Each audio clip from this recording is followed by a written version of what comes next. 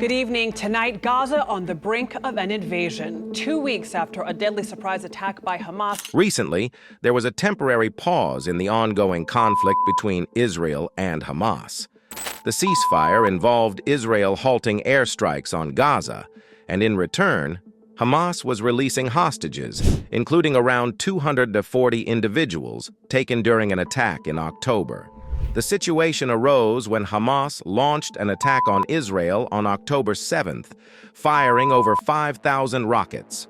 Alongside the rocket attacks, Hamas terrorists entered Israel, seizing approximately 240 hostages, including foreign nationals attending the Supernova Music Festival. In an attempt to broker a resolution, authorities from Qatar and Egypt facilitated negotiations between Israel and Hamas. The agreement stipulated that, in exchange for the gradual release of the hostages by Hamas, Israel would cease bombing the Gaza Strip. Additionally, as part of the deal, Israel would release some Palestinians held in Israeli jails. Initially, the pause was set for 4 days, during which Hamas began releasing the hostages as agreed. Hamas made a clever move by releasing 58 hostages in stages instead of all at once. These hostages included people from Israel, Thailand, Poland, the Philippines, and Russia. The group released had diverse ages, from a 4-year-old girl named Abigail to an 85-year-old grandmother. Sadly, the elderly woman's grandson is still held by Hamas. In response, Israel released 150 Palestinian prisoners, including women and minors. Some of these prisoners were in jail without clear charges, meaning even Israel wasn't sure why they were detained. The family members of hostages, no matter their age, are expressing that while the hostages are physically okay, their mental well-being is a different story. Many are feeling a mix of relief, guilt, and exhaustion. Both relatives and experts are raising concerns about the potential long-term impact on the hostages, especially the young children involved. Take, for example, this 4-year-old girl named Abigail Iden, who is both American and Israeli. Her parents were among the 2,200 people killed on October 7th. This tragic situation has left her family, like many others, dealing with the emotional toll of the ordeal. In Gaza, more than 36,000 people have been injured since the war began, with 3/4 of them being children and women, according to the Hamas-run government. Unfortunately, only a few hospitals are still working because they've been damaged in attacks, and there's a shortage of electricity and fuel.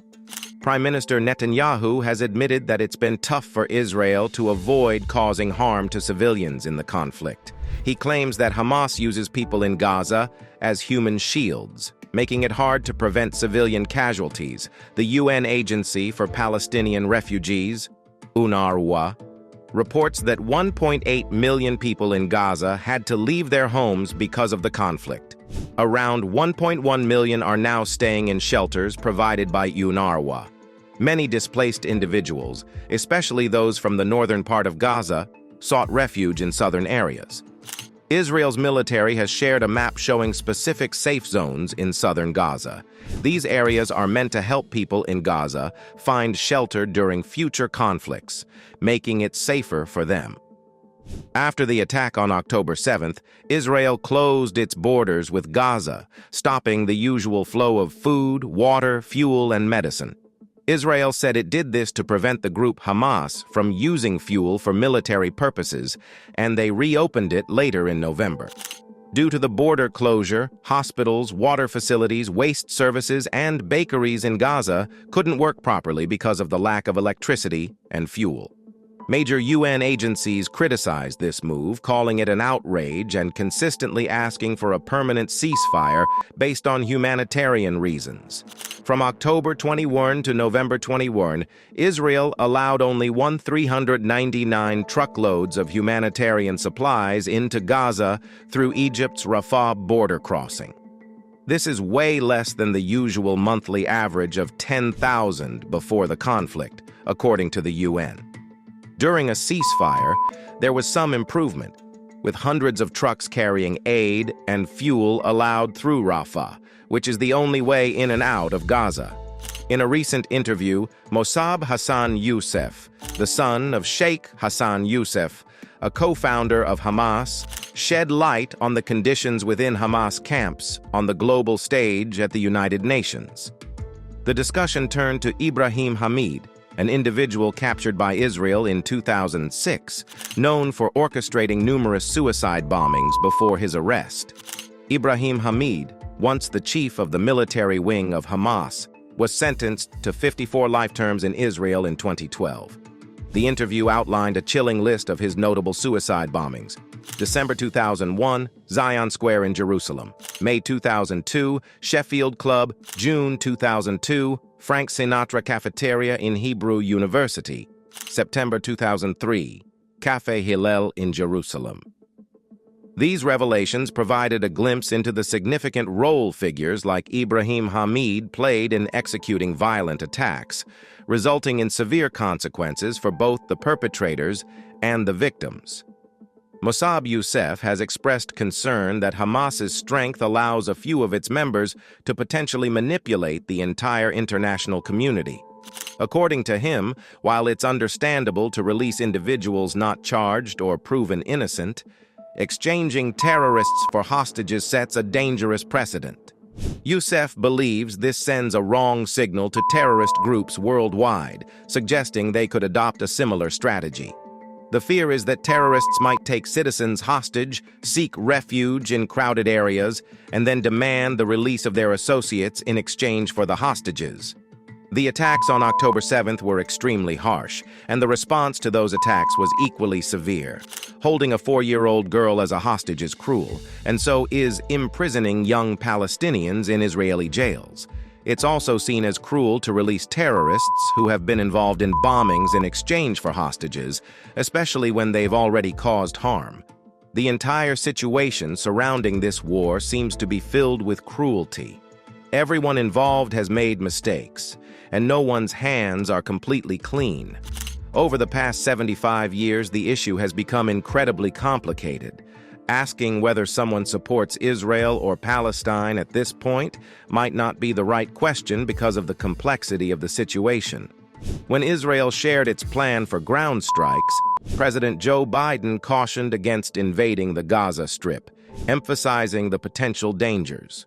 The caution stems from the U.S. experience in Afghanistan, where a 20-year war against the Taliban involved navigating through civilian areas to find and eliminate terrorists. In Afghanistan, terrorists often used schools and hospitals as their bases, putting innocent civilians at risk and making it challenging for the U.S. to achieve its goals.